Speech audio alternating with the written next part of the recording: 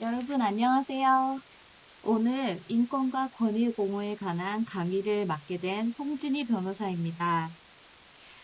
코로나로 인해 직접 만나 뵙고 강의를 하지 못하고 이렇게 온라인 강의를 하게 되어 많이 아쉽습니다. 다음에는 꼭 직접 만나 뵙고 강의를 진행하고 싶네요. 그럼 강의 시작하겠습니다. 오늘 강의 순서는 다음과 같습니다. 먼저 인권이란 무엇이고 우리에게 보장된 인권은 어떠한 것들이 있는지 알아본 뒤에 많은 인권 중에서 자기결정권과 자기정보통제권에 관해 상세히 설명드리도록 하겠습니다. 그 다음 정신건강복지법과 인권 문제에 관해 이야기하도록 하겠습니다. 첫 번째 강의 순서입니다. 우리는 인권에 대해 많이 이야기하지만 인권이 정확하게 무엇인지, 우리에게 어떠한 인권이 보장되어 있는지 잘 모르는 경우가 많습니다. 그래서 인권이란 무엇인지 먼저 설명드리도록 하겠습니다. 우선 세계 인권선언에 관해 잘 설명하고 있는 영상을 한번 보겠습니다.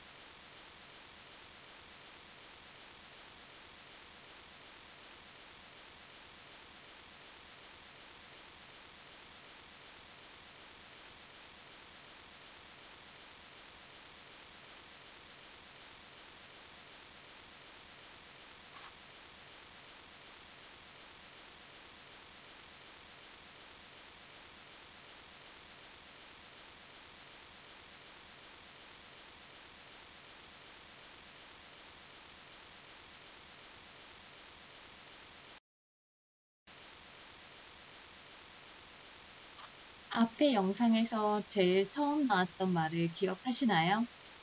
바로 당신은 태어날 때부터 자유롭고 존엄합니다 라는 말이었습니다. 위 말에서부터 여러 가지 인권의 개념들이 소개되었죠. 즉, 당신은 태어날 때부터 자유롭고 존엄합니다 라는 이 말에서부터 자유권, 평등권 등 여러 인권 개념이 출발했습니다. 따라서 인권이란 사람이라면 누구나 태어나면서부터 가지고 있는 생명, 자유, 평등 등에 관한 기본적 권리를 의미합니다. 인간의 권리를 넘어 인간이 되기 위한 권리를 의미하고 인간이라면 당연히 가져야 하는 권리를 의미합니다.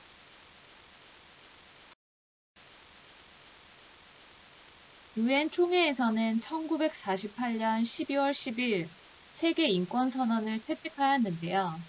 그 내용은 다음과 같습니다.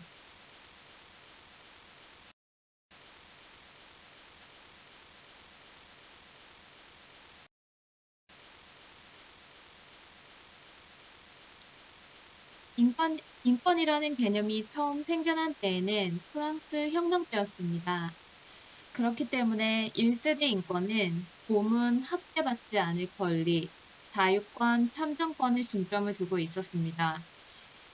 그런데 사회가 발전함에 따라 이러한 자유권, 참정권만으로는 인권을 충분히 보장할 수 없다라는 개념이 발전되게 되었고, 사회가 발전함에 따라 국가에 무엇인가를 요구하는 2세대 인권이 발전되었습니다. 현재는 환경 등에 관해서 국가의 환경 보호를 요구할 수 있는 3세대 인권으로까지 인권의 개념이 발전했습니다.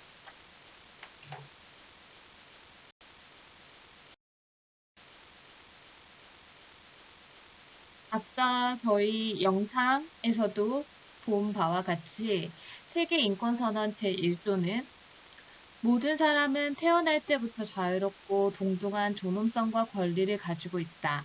사람은 천부적으로 이성과 양심을 가지고 있으며 서로 형제의 정신으로 행동하여야 한다고 규정하고 있습니다. 우리나라 최상위 법률인 헌법에서도 이와 동일한 내용의 규정을 두고 있는데요. 대한민국 헌법 제10조는 모든 국민은 인간으로서의 존엄과 가치를 가지며 행복을 추구할 권리를 가진다. 국가는 개인이 가지는 불가침의 기본적 인권을 확인하고 이를 보장할 의무를 진다고 규정하고 있습니다. 국가인권위원회법 제2조도 인간으로서의 존엄과 가치, 자유와 권리에 관해 규정을 하고 있습니다.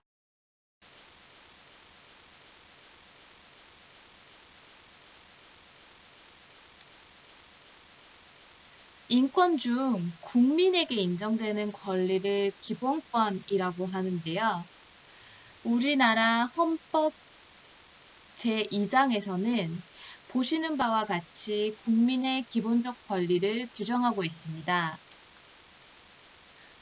헌법 제10조에서 인간의 존엄과 가치 행복 추구권을 12조부터 23조까지 자유권에 관한 내용을 규정하고 있고 11조에서 평등권, 제24조에서 25조까지 참정권, 제31조부터 36조까지 사회권, 제26조부터 30조까지 청구권에 관해서 규정하고 있습니다.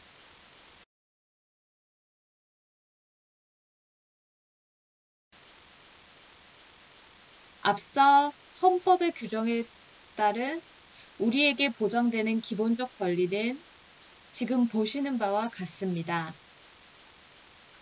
여기 일반적 기본권 중 행복 추구권의 개별 항목인 자기결정권에 관해서는 뒤에서 자세하게 살펴보도록 하겠습니다.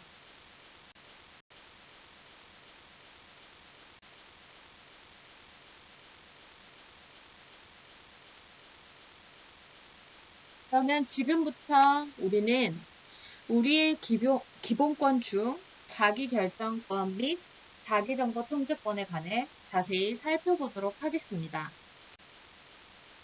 자기결정권이란 국가의 간섭 없이 사적인 영역에서 스스로 결정할 수 있는 권리를 말합니다. 헌법에서 보장되는 넓은 범위의 기본권으로 자기 운명 결정권이라고도 합니다. 즉, 이것은 내가 먹고 싶은 것을 먹고, 하고 싶은 것을 하고, 가고 싶은 곳을 갈 권리입니다.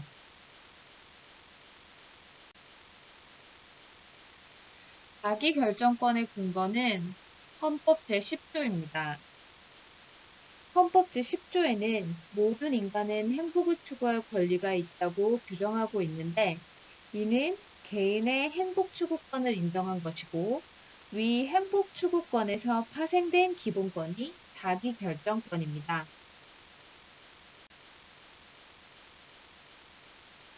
자기결정권의 구체적인 내용으로는 단순히 복장 등의 개인 라이프 스타일을 결정할 수 있는 자기결정권, 성적 자기결정권, 생명과 신체의 처분에 대한 결정권, 자기 책임의 원리 등이 있습니다. 그렇다면 위 각 자기결정권의 구체적 내용을 살펴보도록 하겠습니다.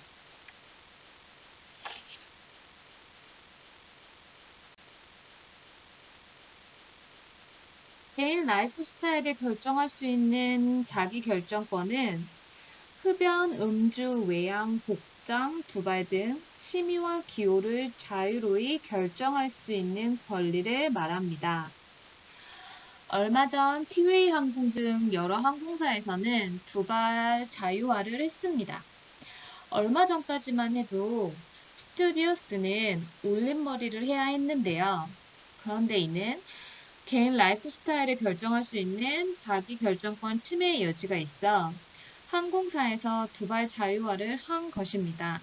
이와 같이 개인 라이프 스타일을 결정할 수 있는 자기결정권은 내가 입고 싶은 옷을 입고 하고 싶은 머리를 하고 내가 하고 싶은 취미를 할 수 있는 권리를 말합니다. 자기결정권 중 성적 자기결정권은 성행위 여부와 상대방, 시간과 장소 등의 모든 사항에 관해 개인의 선택과 결정을 보장받을 권리를 말합니다. 얼마 전까지만 해도 혼인한 사람은 배우자가 아닌 다른 이성과 성관계를 하는 경우 간통죄로 처벌되었습니다. 그런데 이러한 간통죄 규정의 경우 성적 자기결정권을 침해한다는 논란이 있었고 여러 차례 위헌 법률 심판이 제기되었으며 2015년 2월 26일 위헌 결정이 내려져 62년 만에 폐지되었습니다. 즉, 성적 자기결정권은 내가 누군가와 성행위를 할지, 그리고 언제 성행위를 할지 등에 관해 결정할 수 있는 권리를 말합니다. 생명, 신체 처분에 대한 자기결정권입니다. 이는 생명과 신체의 처분에 대한 결정권으로 내가 원하면 죽을 수 있는 권리를 말합니다. 주로 안락사나 존엄사, DNR 등에 관련해 논쟁이 있습니다. 한국에서는 이른바 웰다잉법이라 불리는 호스피스 완화 의료의 이용 및 임종 과정에 있는 환자의 연명 의료 결정에 관한 법률안이 2016년 1월 국회를 통과해 2018년 2월부터 시행되었습니다. 해당 법안은 회생 가능성이 없는 환자가 원하면 무의미한 연명치료를 중단함으로써 환자의 자기결정권을 존중하는 것을 목적으로 합니다. 그런데 주의하셔야 될 점은 이 법률은 환자가 내사 상태에 빠지는 경우 환자의 의사에 따라 무의미한 치료를 계속하지 않는 것을 인정하는 것이지 적극적으로 죽을 수 있는 권리까지 보장하는 것은 아닙니다. 즉, 내가 죽고 싶다고 해서 다른 사람에게 나를 죽여달라고 할 수는 없고 만약에 내가 뇌사 상태에 빠지는 경우 인공호흡기를 단다든지 이렇게 연명 치료를 하지 말라고 요구할 수는 있는 권리입니다. 다음은 자기책임의 원리입니다. 자기책임의 원리는 자기 결정권에 의한 결과에 책임을 지는 것을 말합니다. 동시에 자기가 결정하지 않았거나 결정할 수 없는 것에 대해서는 책임을 지지 않는 근거로 사용되기도 합니다. 타인에게 손해를 입혔더라도 고의나 과실이었다면 손해배상 책임을 지지 않는 민법상 과실책임의 원칙이 대표적입니다. 다음은 자기정보 통제권입니다. 개인정보 자기결정권이라고도 하는데요. 이 개인정보 자기결정권은 자신에 관한 정보의 유통을 통제할 수 있는 권리를 말합니다. 즉, 이는 개인이 그 자신에 관한 정보가 언제, 어떻게, 그리고 어느 범위에서 타인에게 전달될 것인가를 결정할 수 있는 권리를 말합니다. 요즘 개인정보법의 강화로 자기정보 통제권이 중요한 의미를 가지고 있습니다. 그렇다면 개인정보보호법에서 보호되는 개인정보, 민감정보, 개인의료정보는 어떠한 것들을 의미할까요? 개인정보는 살아있는 개인에 관한 정보로서 성명, 주민등록번호 및 영상 등을 통하여 개인을 알아볼 수 있는 정보를 의미합니다. 민감정보는 정치적 견해, 건강, 성생활 등에 관한 정보로 정보 주체의 사생활을 현저히 침해할 우려가 있는 개인정보를 의미합니다. 이러한 민감정보는 개인정보보호법에서 단순한 개인정보보다 더 엄격하게 보호하고 있습니다. 개인의료정보는 보건의료와 관련한 지식 또는 부호, 숫자, 문자, 음성, 영상 등으로 표현된 모든 종류의 정보를 의미합니다. 자기결정권이 최대한 보장되는 것이 원칙이지만 제한되어야 하는 상황이 발생할 수 있습니다. 예를 들어 자기결정권이 있다고 해서 마약을 해도 된다거나 도로를 200km로 달릴 수 있다거나 새벽 4시에 주택가에서 큰 소리로 노래를 불러도 된다라고 이야기할 수 있을까요? 그것은 당연히 아니겠죠.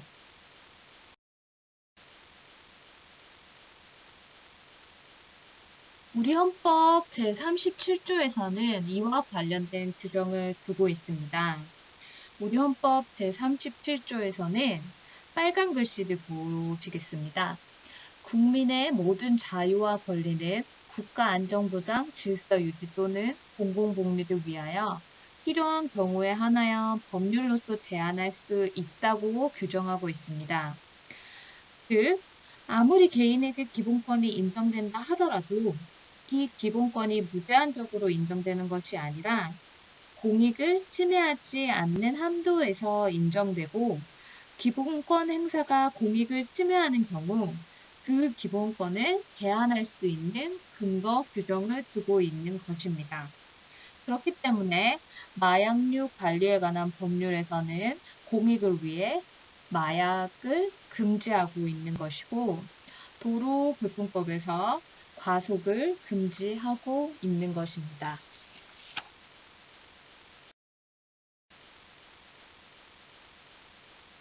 그렇다면 이제부터 정신건강복지법과 인권 문제에 관해 알아보도록 하겠습니다. 과거 정신보건법의 강제 입원으로 인한 인권 침해가 빈번했습니다. 과거 정신보건법은 보호자 전문의 1인의 동의만으로 본인 의사와 무관한 비자의 입원을 허용했습니다. 이로 인해 재산 다툼, 가족 간의 갈등이 있는 경우 아무 증상이 없거나 경증 환자를 강제 입원시키는 등의 인권 침해 문제가 발생했습니다.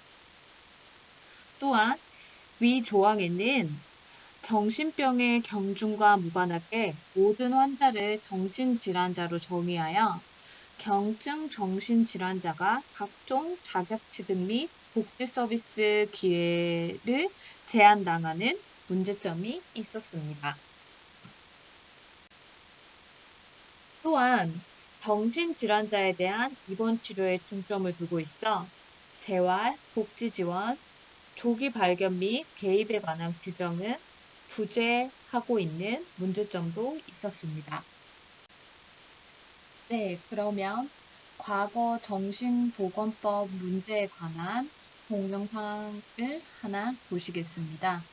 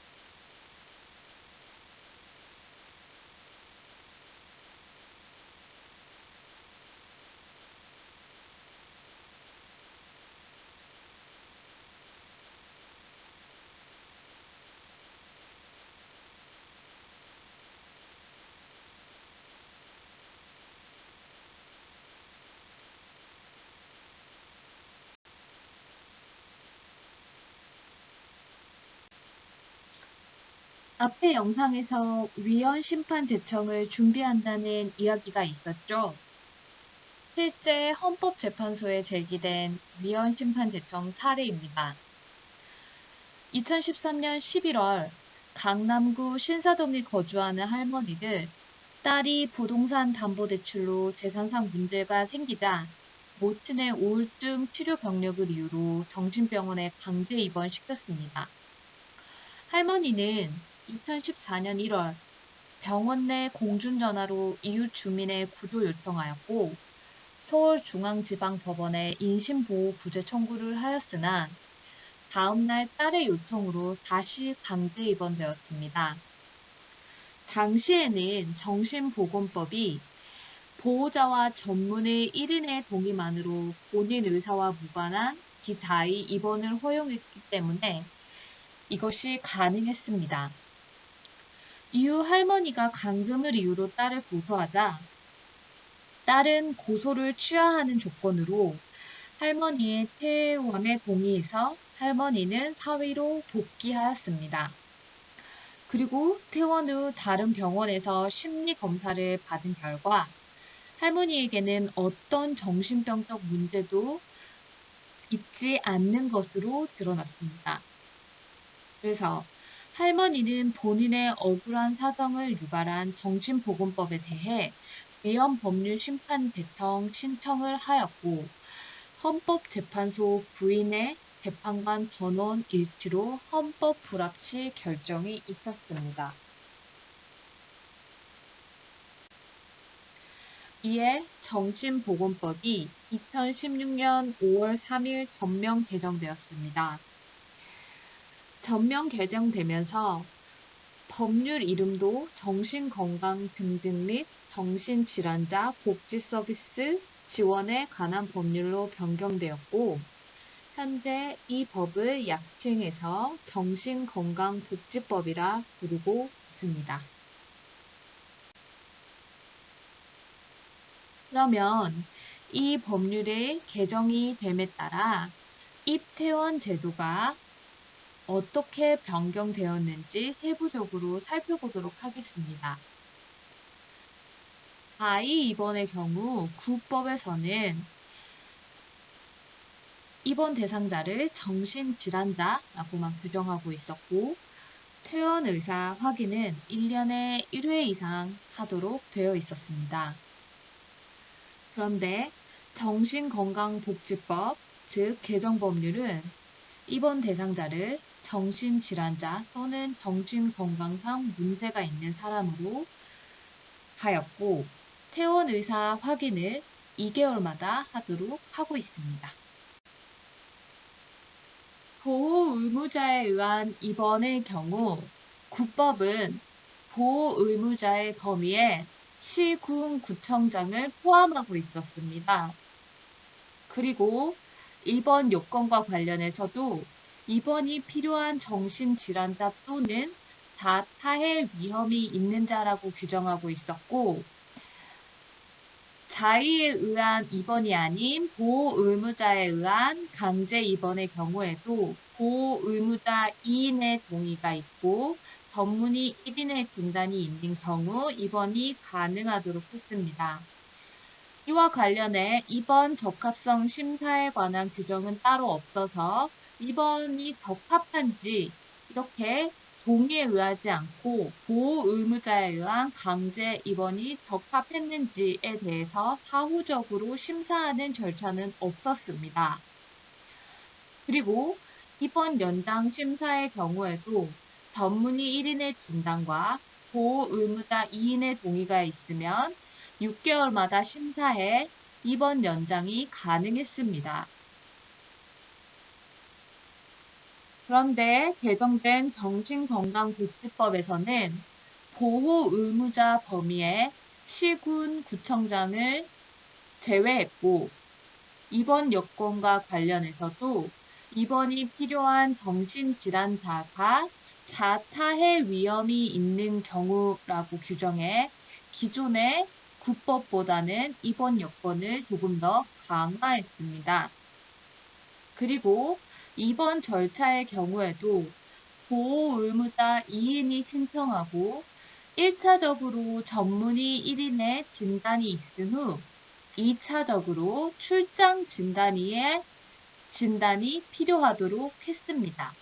그래서 기존과는 다르게 1차, 2차에 거쳐 의사의 진단이 필요하도록 규정했습니다.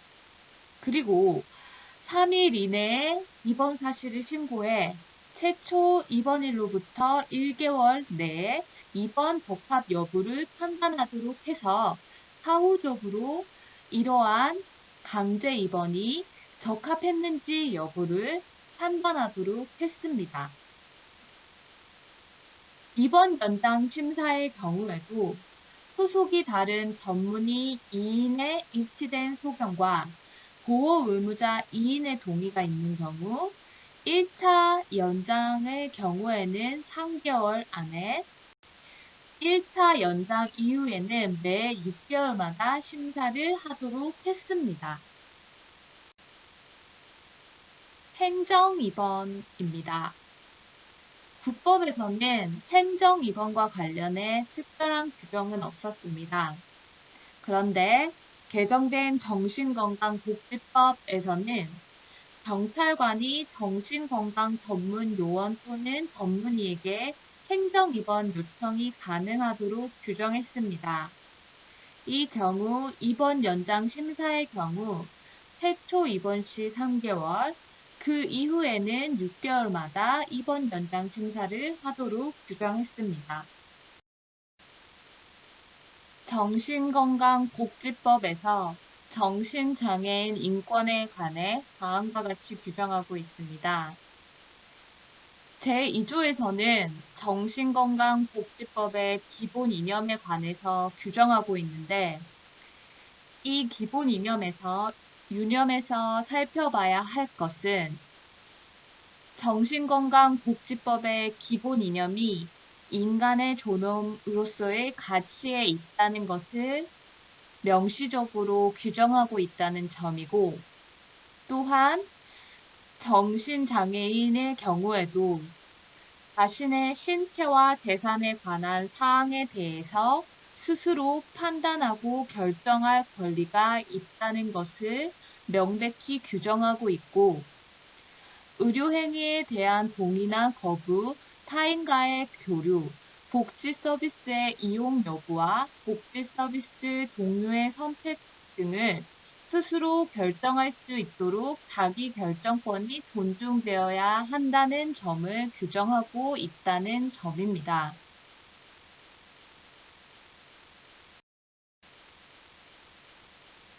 정신건강복지법에서는 국가, 국민, 정신건강증진시설의 장, 보호자의 의무에 관해서도 규정하고 있습니다.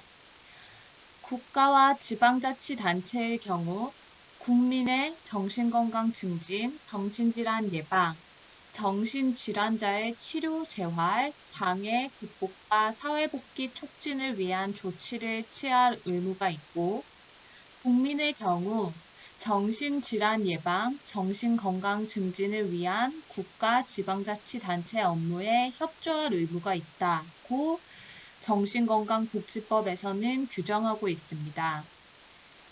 또한 정신건강증진시설의 장의 경우 정신질환자가 입원하는 경우 권리와 권리 행사에 대한 고지를 할 의무가 있고 입원 및 거주 중인 정신질환자의 인간의 존엄과 가치, 자유로운 생활을 보장할 의무가 있습니다.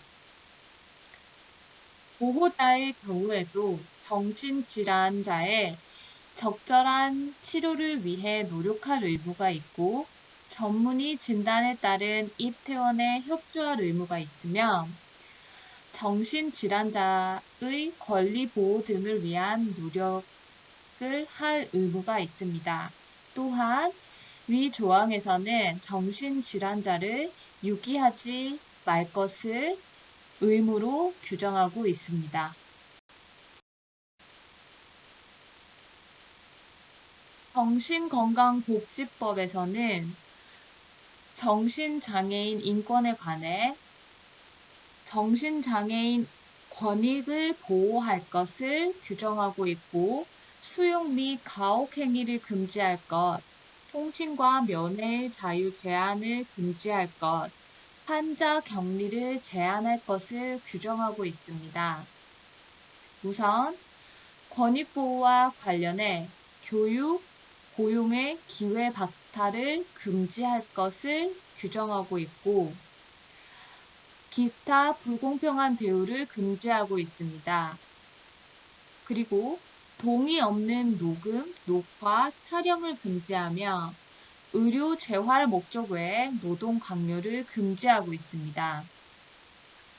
또한 수용 및 가혹행위 금지와 관련해서 살펴보면 의료보호시설 외에 수용을 금지하고 정신질환자에 대한 폭행 또는 가혹행위를 금지하고 있습니다.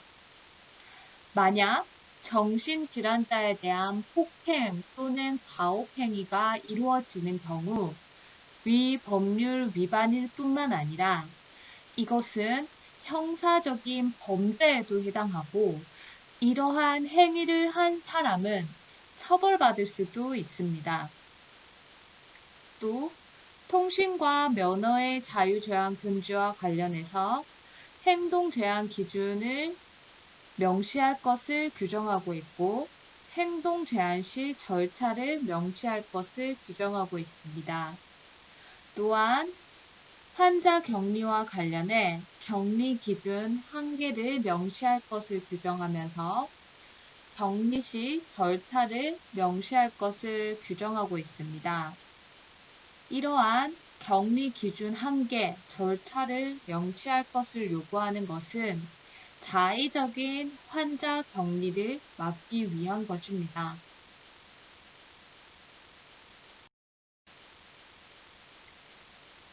네, 그럼 정신장애인 인권 주요 쟁점에 관해 이야기해 보도록 하겠습니다.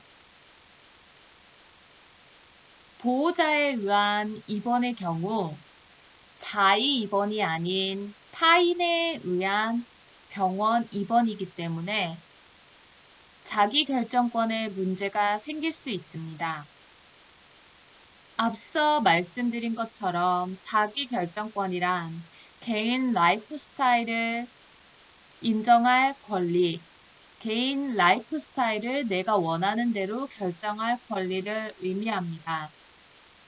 그런데 앞서 말씀드린 것처럼 이러한 자기결정권이 있다라고 해서 무한정으로 인정되는 것은 아니겠죠.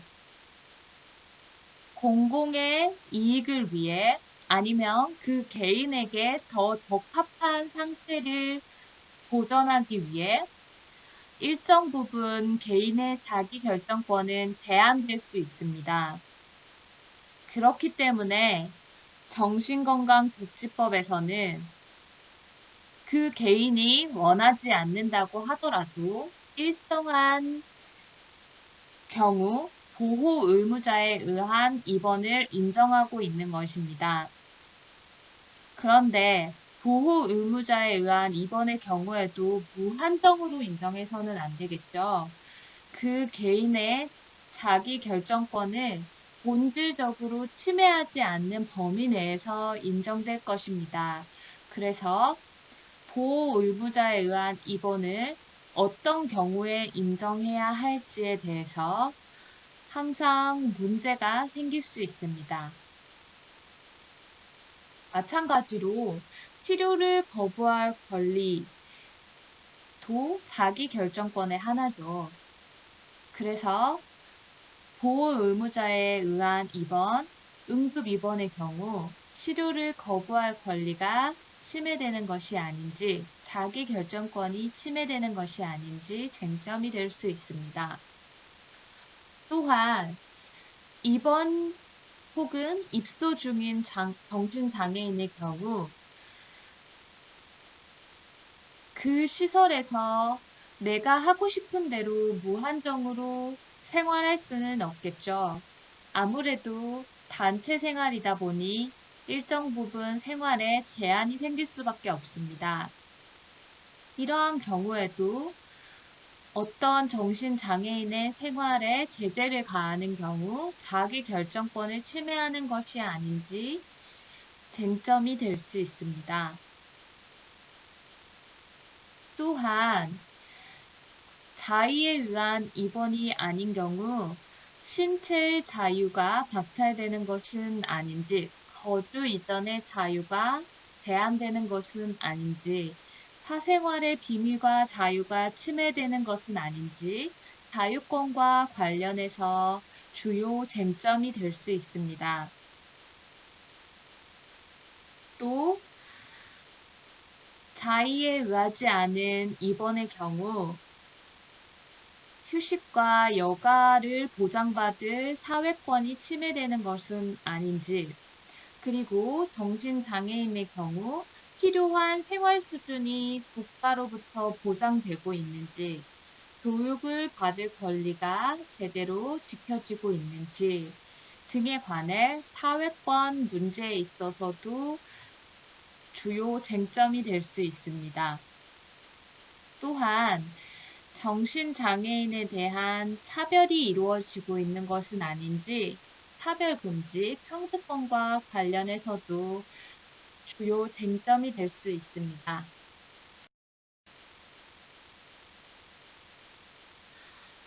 또 입퇴원 과정에서 인권 침해가 없는지에 관해 주요 쟁점이 될 수 있는데요.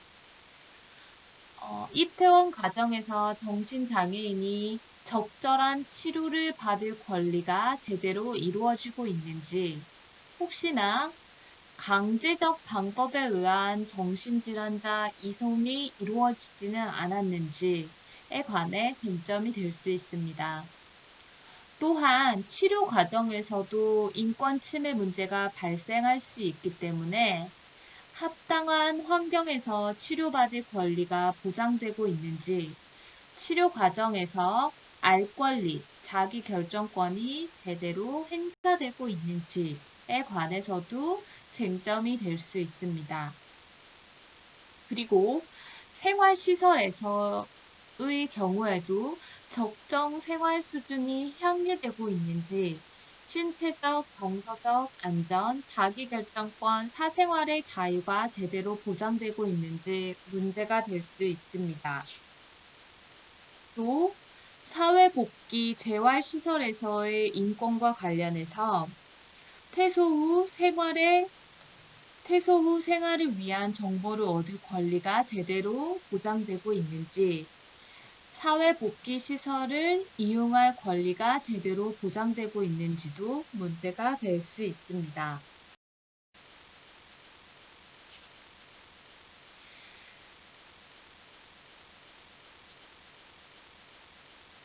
우선 아무래도 정신질환자의 경우 입퇴원 과정에서 인권 침해 문제가 발생할 가능성이 가장 큽니다. 그래서 이러한 입퇴원 과정에서 어떠한 인권이 보장되어 있는지에 관해 자세히 살펴보도록 하겠습니다. 우선 적절한 치료를 받을 수 있는 권리가 있습니다. 따라서 치료를 지연하거나 치료를 포기하는 경우 이러한 적절한 치료를 받을 권리가 침해되었다라고 말할 수 있습니다. 그리고 강제적 방법에 의한 정신질환자 이송의 경우 인권 침해 문제가 발생할 수 있습니다. 또 앞서 개정 법률에서 말씀드린 것처럼 보호 의무자에 의한 입원의 경우 정신과 전문의의 진단과 계속 입원 치료 심사가 필요합니다. 그래서 정신과 전문의 진단이 없는 상태에서 강제 입원의 경우 인권 침해 문제가 발생하며 계속 입원 치료 심사 청구를 미준수하는 경우에도 인권 침해 문제가 발생할 수 있습니다. 그리고 자기 또는 타인을 해할 위험이 큰 자의 경우 보호 의무자에 의한 입원이 가능한데 이 자기 또는 타인을 해할 위험이 큰 자라는 기준이 어떠한가에 관해 보건복지가족부에서 그 기준을 마련하고 있습니다. 따라서 이러한 기준을 지키지 않은 경우 인권 침해 문제가 발생할 수 있습니다.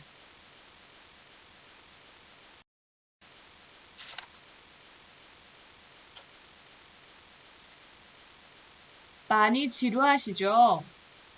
그러면 이태원 가정에서의 인권 침해 사례에 관해서 7가지 정도 사례를 살펴본 뒤에 이 강의를 마치도록 하겠습니다. 우선 첫 번째 사례입니다.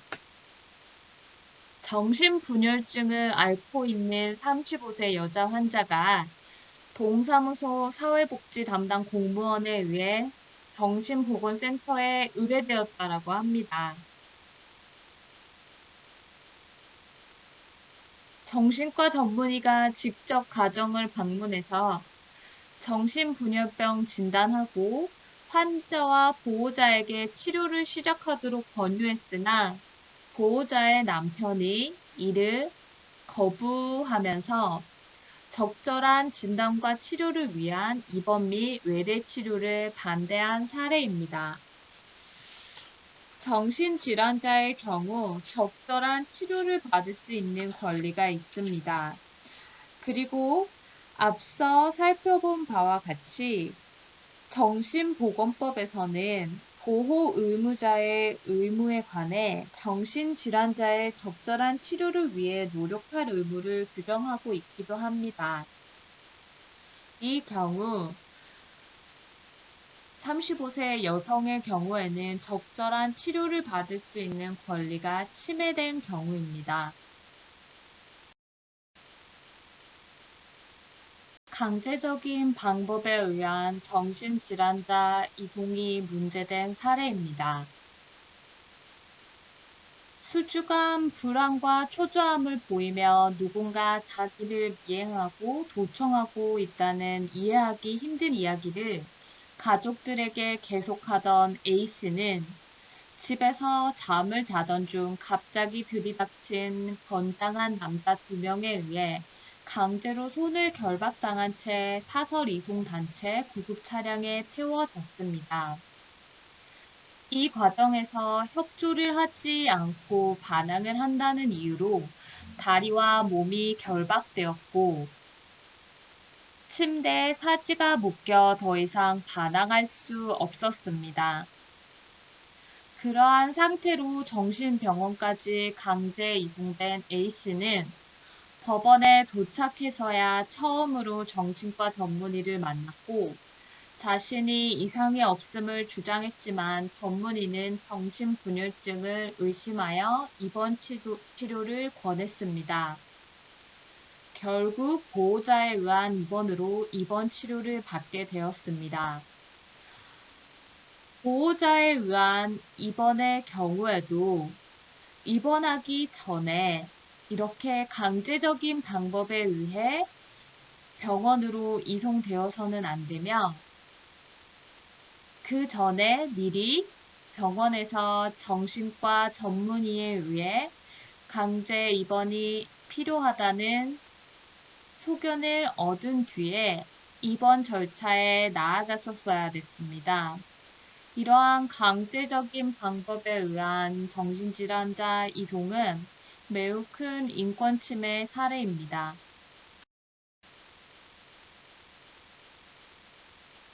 입원 동의 절차 및 계속 입원 치료 심사 미준수 사례입니다. 정신분열병과 당뇨병을 같이 앓고 있는 46세 정 씨는 가족들과 떨어져 종교단체에서 운영하는 공동시설에서 같이 생활하고 있었습니다.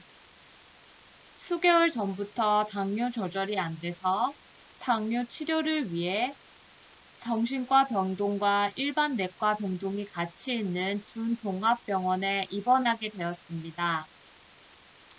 이번 시 내과 전문의가 당뇨의 조절을 위해 입원을 권유했고, 뇌과 병동으로 입원해 당뇨 조절을 시작했습니다.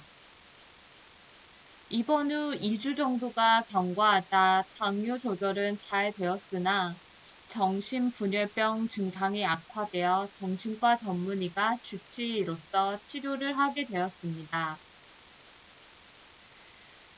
병원의 사정상 뇌과 병동과 정신과 병동의 구별이 명확하지 않았기 때문에 내과와 정신과의 협진 형식으로 진료를 하게 되었고, 병원 원무과의 분류상으로는 정신과로 분류가 되었지만 이전과 같은 병치를 사용하는 관계로 정신과 입원 시 필요한 입원 동의서도 작성되지 않았으며 정기적으로 시행하는 계속 입원 치료 심사도 이루어지지 않았습니다. 병원의 사정으로 인해 뇌과 병동과 정신과 병동이 구별이 명확하게 되어 있지 않았다고 하더라도 정신과 전문의의 치료를 받으면서 입원을 하고 있었다면 정신병원에 입원한 경우에 해당합니다. 이러한 경우 입원 동의서와 계속 입원 치료 심사가 필요한데 이것이 제대로 이루어지지 않은 사례입니다. 네, 다음은 정신과 전문의 진단이 없었던 입원 사례입니다. 27세 박 씨는 5주 전부터 갑작스럽게 말수가 적어지고 멍하니 자세를 고정하고 움직이지 않다가도 가끔씩 알아들을 수 없는 말을 하면서 실실 웃는 기이한 행동을 보여 토요일 오후 종합병원 응급실로 보호자에 의해 방문하게 됩니다. 내과 신경과적으로 별다른 이상이 전혀 관찰되지 않아 정신과로 의뢰되었으며 주말에 당직 근무를 하고 있던 정신과 전공의가 진찰 후 정신질환에 대한 평가가 필요하다고 판단하여 정신과 폐쇄병동의 보호의무자에 의한 입원을 하도록 했습니다. 이후 월요일 오후에 정신과 전문의 진찰을 받고 정신분열병의 진단적 의심하에 약물 치료를 시작했습니다. 여러분, 전공의와 전문의가 다른 것은 잘 알고 계시지요?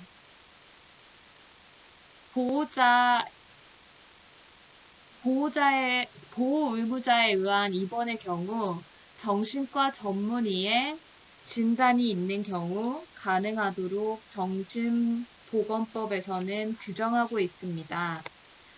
따라서 이러한 입원은 정신보건법에 위배되는 인권침해 요소가 있는 입원에 해당합니다.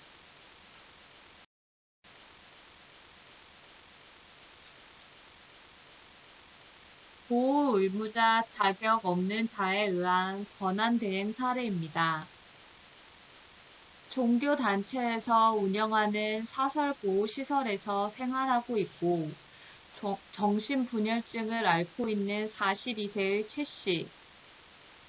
최근 환청과 망상이 심해져서 평소 외래 진료를 받고 있던 정신병원에 입원하여 치료를 받게 되었습니다. 보호의무자가 없어 시설 직원이 보호의무자로서 입원 동의서에 서류를 작성하고 이후 정기적으로 시행하는 계속 입원 치료 심사서의 날인도 병원의 직원이 대신했습니다. 보호의무자의 경우 후견인 또는 부양의무자입니다.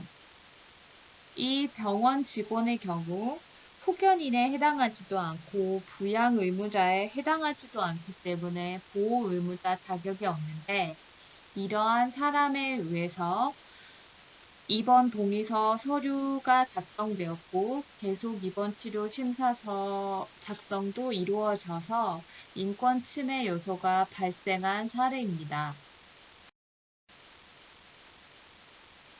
입원 시 환자의 권리를 고지받지 못한 사례입니다. 난치성 정신분열병으로 지속적인 환청과 피해 망상을 호소하던 36세 F씨는 14개월째 입원 치료 중입니다.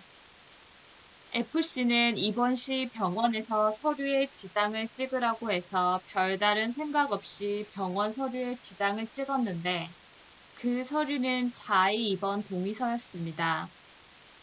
이후 F씨는 매 2개월마다 시행하게 되어 있는 퇴원 의사 확인에 관해서도 고지받지 못했고 또한 언제든지 퇴원을 요구할 수 있다는 권리에 관해서도 고지받지 못했습니다. 앞서 정신보건 설치 운영자의 의무사항의 경우 권리와 권리 행사에 대한 고지 의무가 있습니다. 그런데 이번 시 F씨는 자신이 퇴원 의사 확인을 매 2개월마다 받을 수 있다는 것을 고지받지 못했고 언제든지 퇴원을 요구할 수 있다는 권리에 관해서도 고지받지 못했습니다. 이로 인해 인권 침해 문제가 발생한 사례입니다. 네, 마지막 사례입니다. 부당한 응급입원 사례입니다. K씨는 어떠한 역 앞에서 만취 상태로 소란을 피우다 경찰관에 의해 정신병원인 H병원에 입원했습니다. 호송한 경찰관은 피구조자 인계서를 작성해서 병원 직원에게 전달하고 돌아갔고 K씨는 폐쇄병동에 입원 조치되었습니다. 응급입원의 경우 정신건강복지법 제50조의 근거 규정을 두고 있으나 정신질환자로 추정되는 사람이 자신의 건강 또는 안전, 다른 사람에게 해를 끼칠 위험이 큰 사람을 다른 방법으로 입원시킬 시간적 여유가 없을 때 응급 입원시키도록 하고 있습니다. 그런데 K씨의 경우 정신질환자로 추정되는 사람도 아니었고 단순히 만취 상태로 소란을 피우고 있는 상태였을 뿐입니다. 또한 정확하진 않으나 그 소란의 정도가 자신의 건강 또는 안전, 다른 사람에게 해를 끼칠 위험성이 있다고 보기도 힘든 사례였습니다. 이로 인해 부당한 응급 입원이라고 판단되었고 인권 침해 문제가 발생한 사례였습니다. 네, 제가 이 강의안을 만들면서 참고한 자료와 영상 출처입니다. 네, 드디어 강의가 끝났습니다. 온라인 강의여서 그런지 조금 딱딱하게 느껴지시지는 않았나요? 다음번에는 직접 찾아뵙고 강의를 하고 싶습니다. 지루한 강의였을 텐데 경청해 주셔서 감사합니다. 그러면 이것으로 강의를 마치도록 하겠습니다. 감사합니다.